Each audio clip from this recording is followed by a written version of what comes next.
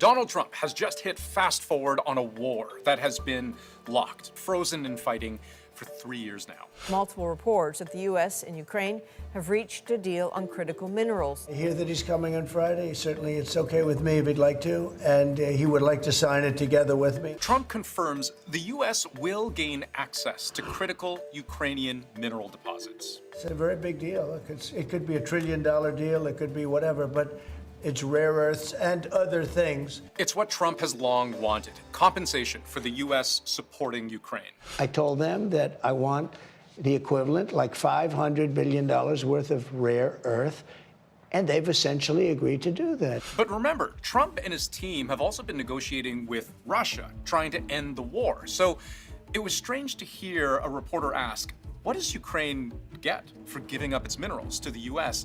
And Trump said this. $350 billion and lots of equipment and military equipment and the right to fight on and originally the right to fight. The right to fight on, which you might interpret as the U.S. being happy to now allow the war to continue for at least some period of time, so long as the U.S. is properly compensated.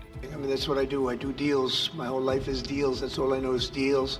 This is one example of many in this war, where the U.S. has moved at breakneck speed for Trump to collect what he feels the U.S. is owed, but leaving everyone else scrambling to make deals of their own.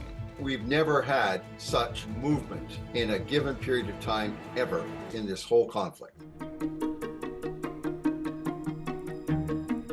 There are painfully few details right now about exactly what's in this U.S.-Ukraine mineral deal. The BBC reports Ukraine may give up 50% of resource revenue to the U.S. The New York Times seemed to cast doubt on whether Ukraine might get security guarantees in exchange.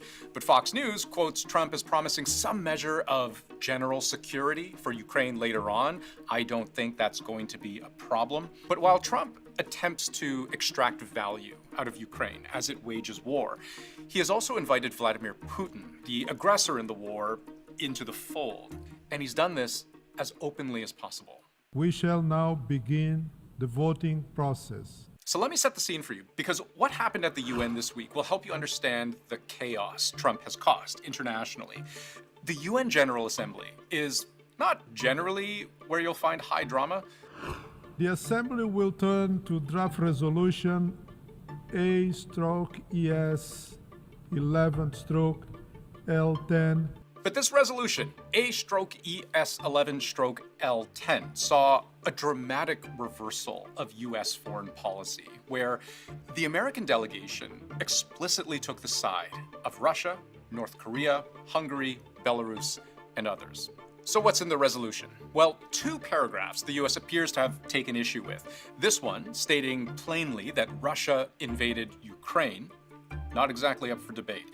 And this one, which seems to basically only suggest that Ukraine is a country with borders that ought to be respected. Again, this isn't usually controversial, but the U.S. voted against this resolution.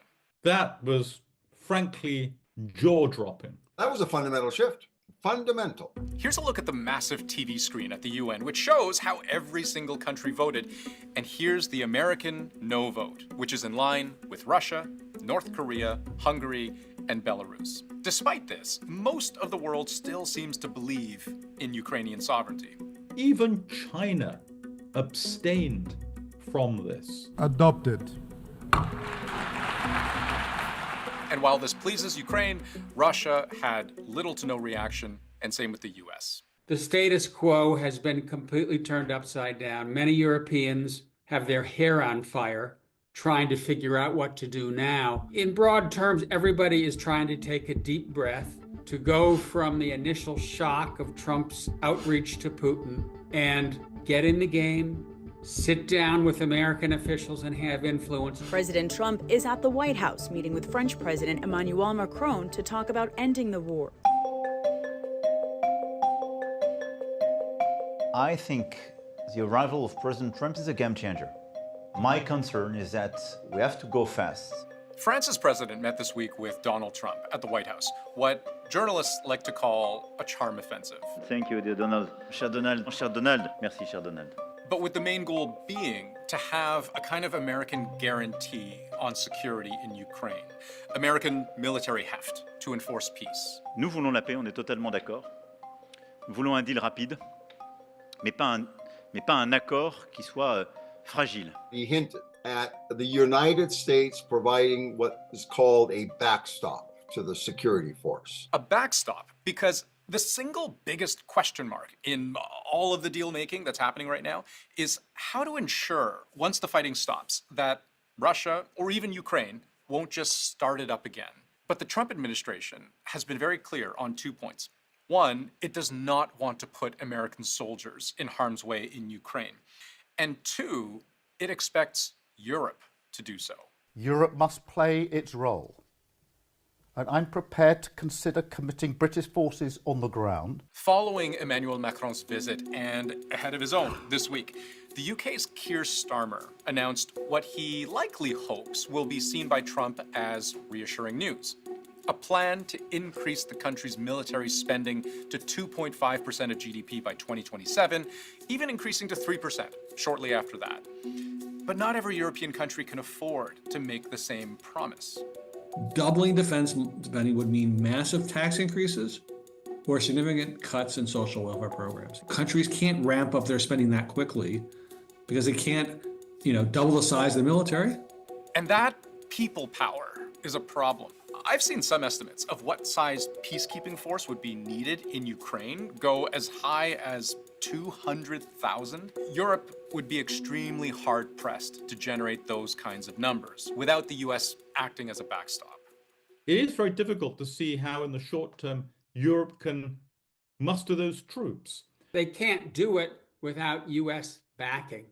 Logistical support, intelligence, electronic surveillance, satellite coverage. So this is where things come back full circle to the mineral deal. Because if you take what Trump recently said at face value, that he's actually willing to fuel Ukraine's ongoing war as long as the US receives critical minerals in exchange, you might wonder if this actually takes the conflict further away from peace. But there's another more hopeful way of looking at things. The idea being that if they give the mineral deal that the Americans are kind of happy with, they would have a stake, an interest in providing a backstop to make sure that the peace agreement remains intact. This might explain why you're very unlikely to see Ukraine's key allies denigrating this deal. Because you could certainly find in commentary online accusations that the US is pillaging Ukraine, referring to any potential deal as predatory exploitation, even extortion. But by Ukraine's own account, this is a deal they've sought out and are keen to make happen, with one of the country's deputy prime ministers trumpeting online, Ukrainian and US teams are in the final stages of negotiations. These deposits are priceless. It is huge amounts of money. Huge. That is why we need to protect it. So if we are talking about a deal, that's what the Americans want, then let's do a deal. I think that right now there is fear, some of it probably justified, that Uncle Sam is packing his bags and going home. And that when Trump talks about Ukraine causing the war, when he calls Zelenskyy a dictator, when he talks about restarting US-Russian economic relations, many Europeans are saying that, this is it. This is kind of the end of the transatlantic partnership that emerged over the course of the 20th century. Let's demonstrate to him that the transatlantic partnership still matters. But right now, what's not at all clear is which partnerships Trump values most. While negotiating with Ukraine for its minerals, Trump has also apparently opened talks with the Russians for their minerals as well. And Putin himself may even be willing to offer Trump the spoils of his invasion. Кстати говоря, что касается новых территорий, то же самое. Мы готовы привлечь иностранных партнеров. This is an interview with state media where Putin is inviting foreign investment in rare metal reserves, but specifically ones that are in, quote unquote, new territories.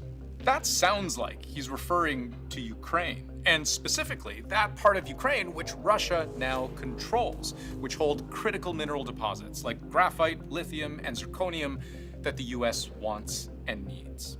I think many Europeans right now are to some extent in a state of shock. They have hit the panic button. Nobody knows where Trump is going to go in the weeks and months ahead. We should be getting more clarity on the US-Ukraine mineral deal soon, but what is likely to take much longer, according to the experts we spoke to, any actual peace agreement. To think it could only take weeks would be naive, as one expert put it to us. And if that's true, that means at least three things. Ukraine will have to continue to withstand Russian aggression. Europe will keep scrambling for Trump's attention, and Trump himself will have more time to extract from this conflict whatever he feels is best.